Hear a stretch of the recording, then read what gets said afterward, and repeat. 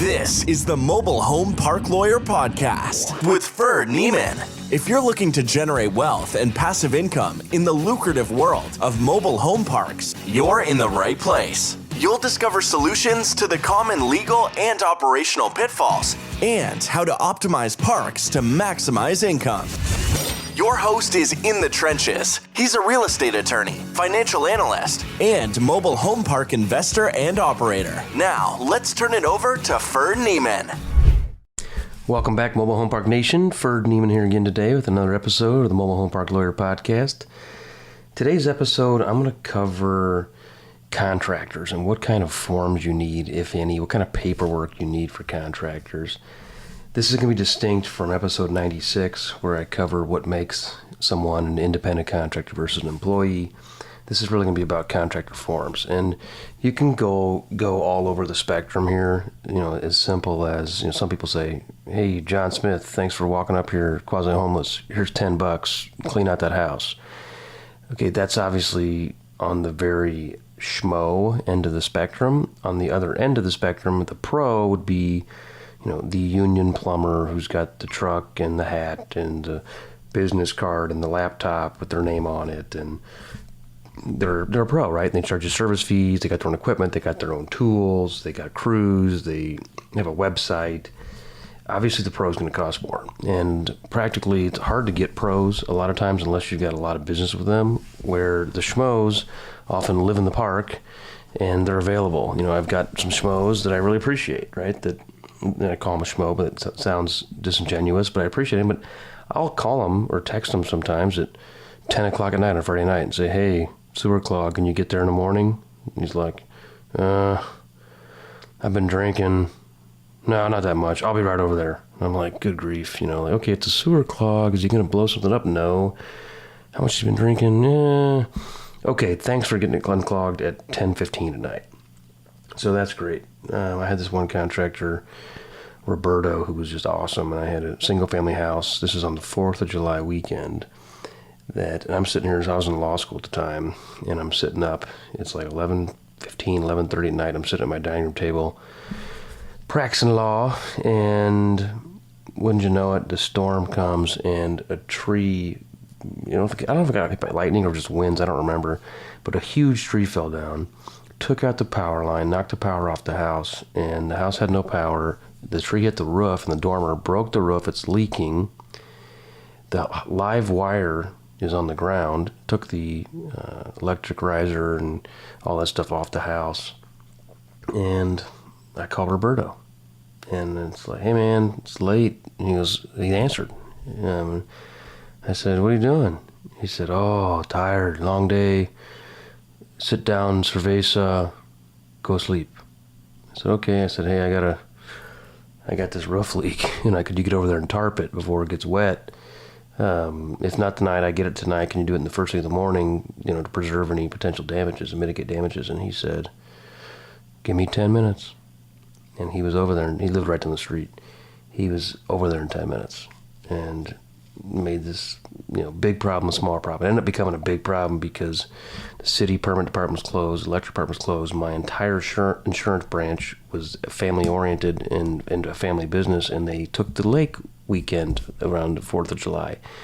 So I had 4 or 5, 6 days with nobody around, no power, roof was not secure, all this kind of stuff. And the electric riser and then the can meter on the home had to be upgraded.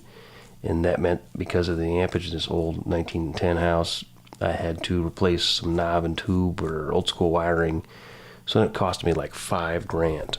And the insurance company didn't pay for upgrades. They didn't pay to take the tree away because the tree hit the house, rolled off the house, so it didn't need to be removed from the house. So that really sucked. But Roberto saved the day. So I'm getting on a tangent, but he'd be a quasi-Schmo under the normal definition, but he's a pro in my heart.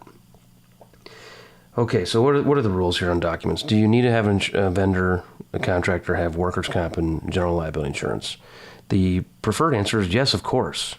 Practically, the guy that is going to trash out a house for $100, or the guy that's going to put in skirting, if you do it in-house, which is much cheaper, or just the guy that's going to pick up trash in the park, pick up loose limbs, pick up the dirty mattresses, throw them in the dumpster, that guy's not going to have general liability insurance and workers' comp insurance, okay?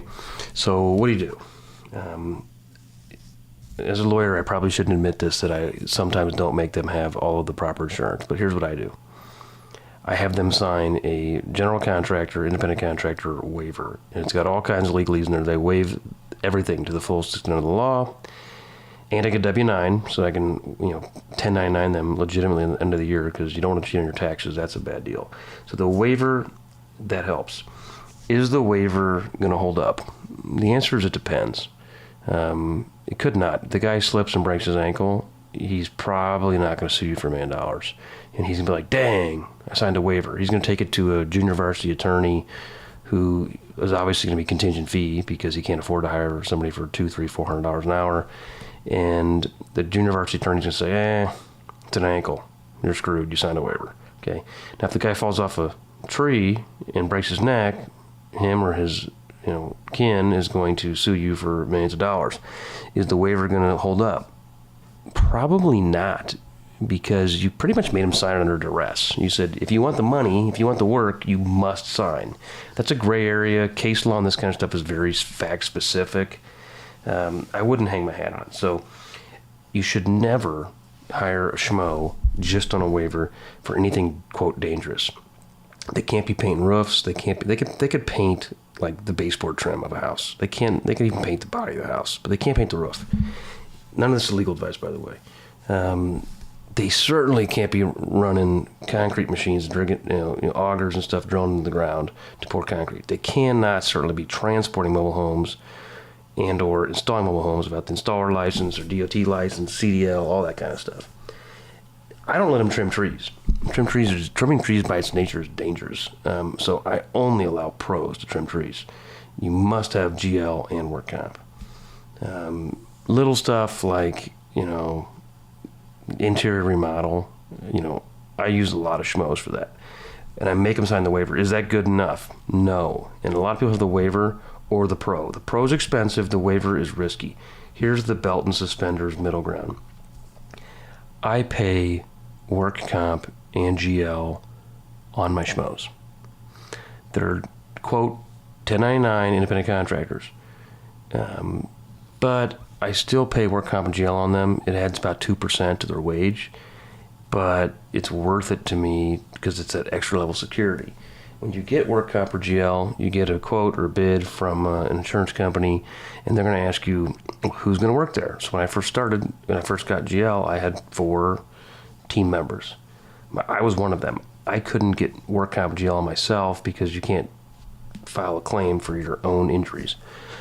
So I had 3 employees, 2 property managers, and an admin bookkeeping type assistant. Well, admin assistant is low risk job classification, so the risk code is very low. Wage was also quasi low, but let's say my admin made $30,000 and my property manager made $30,000. Property management is a more dangerous profession, so compared to admin. So the $30,000 and the $30,000, the rate was one factor. The second factor was the job class.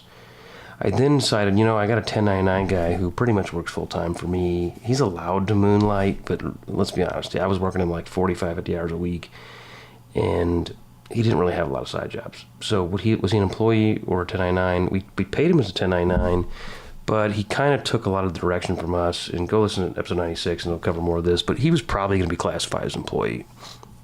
So I covered him under GL and work comp. Now, his job duty was more dangerous. It was, quote, maintenance. There's a difference between maintenance repair and general contractor construction. So he wasn't doing general contractor construction. He was doing maintenance. Did he do or is he allowed to occasionally, get on a ladder to paint, install a light bulb? Yes. Is he allowed to occasionally drive a loader to put a gravel driveway in? My insurance agent said yes. But I paid work comp GL on him. Now, I didn't tell him that I had work comp on him, because if he rolled his ankle, I didn't want him to sue me and be on work comp. So I paid him like a 1099, which he liked because I didn't take taxes out of his paycheck. But he might have been classified as an employee, and he certainly had work comp covered on him. Once a year, they do a work comp audit. They readjust your premium based on how much you paid to 1099s and employees. And if the 1099s are pros, you got to get their own GL and work comp policy, often called a COI, Certificate of Insurance, or an ACORD form. That's important because if you don't have it, then the insurance company doesn't think it counts. So like one year I spent like $200,000 on a concrete guy, and we somehow lost his form. So like I know he has insurance. Like he's like super pro. He's like the best vendor I've ever hired actually. But we paid him a huge number because we put so many homes in. And we had to reach out to him. Hey, give me a copy of your ACORD form, your COI from this time period. And he did. Okay, cool. Well, then I didn't get stuck with the premium audit.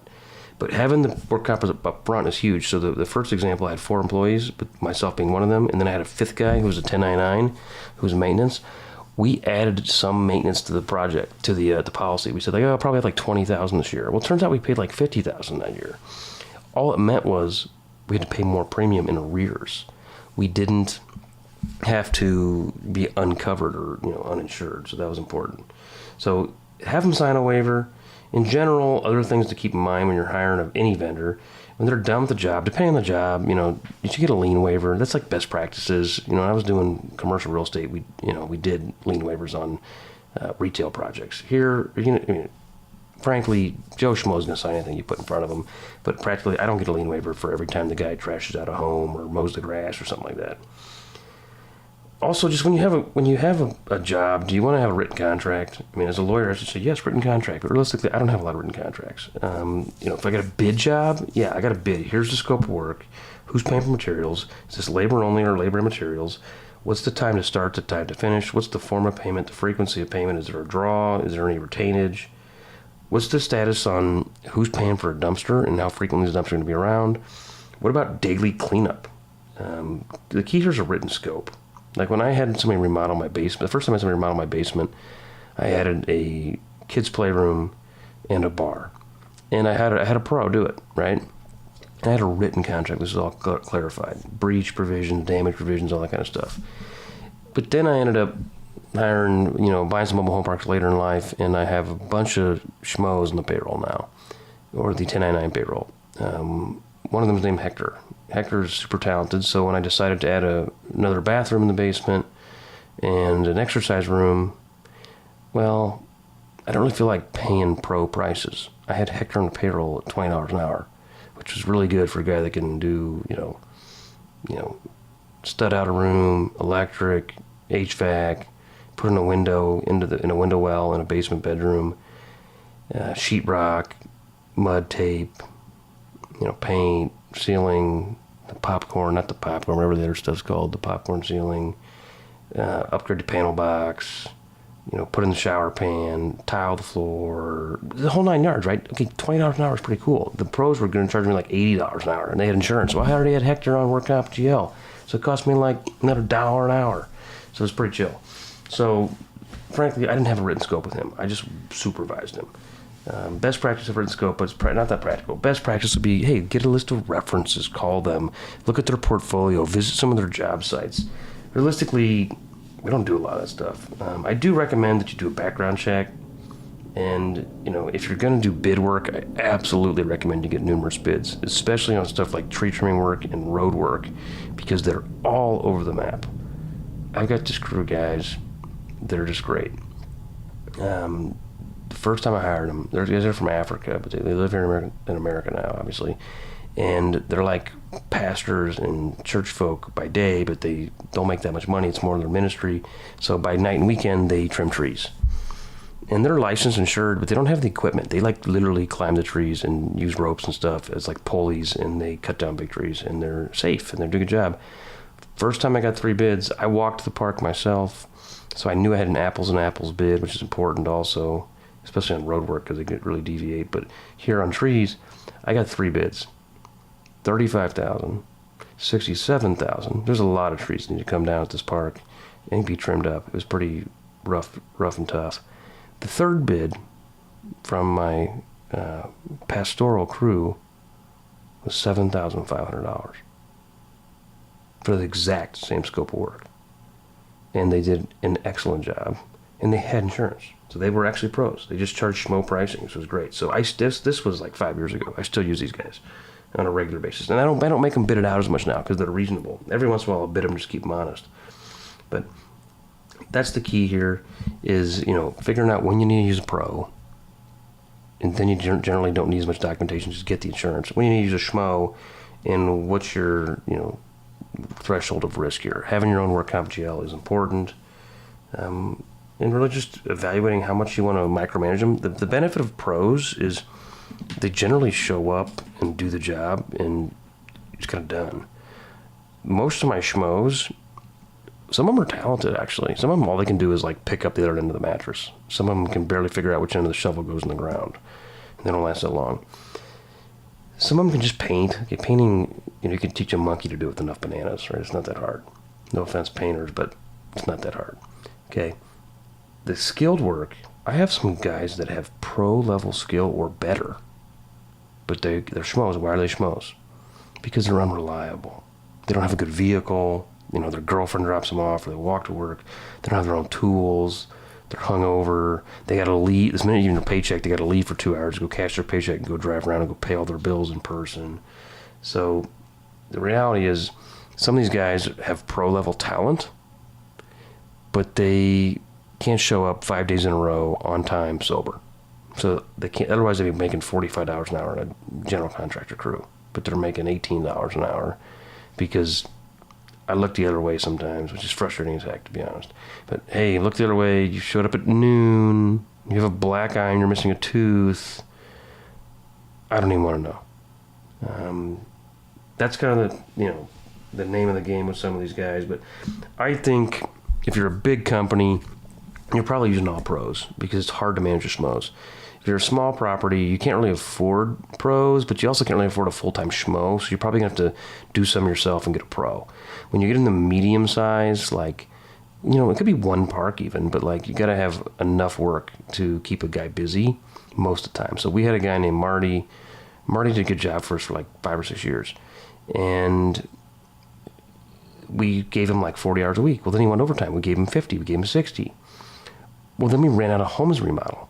Hey, you used up all the homes too fast. We got another one coming in a month. He's like, oh, okay. Well, he had to go make money. He went and got a job on a roof.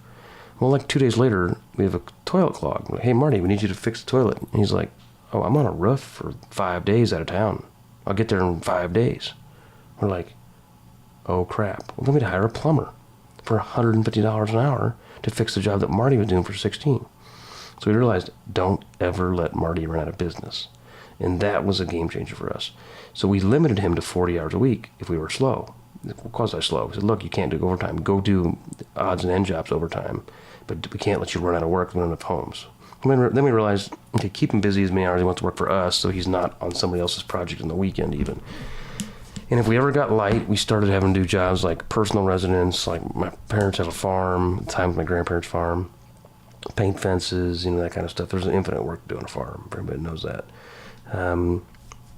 And then there was a couple times even where we didn't have enough work for a moment where we called another park owner who was friendly and we said, look, do you have any homes to renovate? He's like, yeah, I got one that I need. Look, you can have Marty. You got to pay him. Here's what we pay him straight up. Don't pay him more because it's going to piss us off because he might go to you. We're paying him a fair wage. Don't poach him. And you can have him for 2 weeks. But if we have an emergency, we're pulling him off your job, remodel job to get a sewer or water line or something. He was deal. It worked out well. Well, then we just figured, let's just go. Let's go faster, go more. And we never ran out of work again. And now we got 20 guys like that we just say, we'll find you work. And we got inside work, we got outside work, stay on the payroll because we don't want them to disappear. So that's important. So you kind of got to get, it doesn't have to be medium like you need 5 or 10 parks. You could do that on one park. Marty was on our first park, right? But then we realized, we brought in 15 homes that were heavy remodels, which was kind of what we did back then, was super heavy. We bought 1980 home, put 18,000 in it, which today seems kind of crazy, but it worked out in the long run. But the key was keeping the guys busy because you hate to lose laborers because, man, it's hard finding work.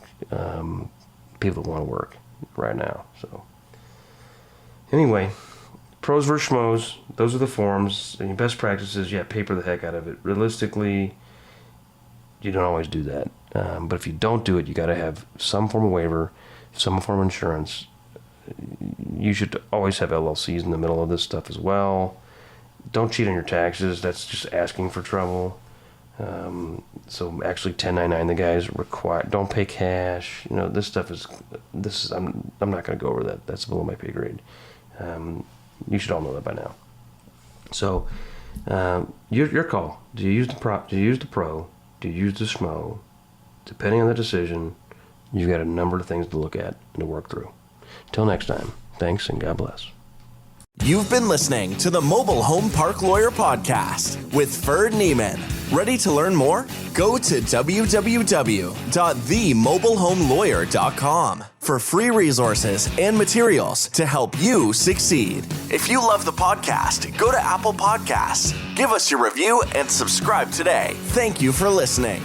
Neither the Supreme Court of Missouri nor the Missouri Bar reviews nor approves certifying organizations or specialist designations. The choice of a lawyer is an important decision and should not be based solely upon advertisements.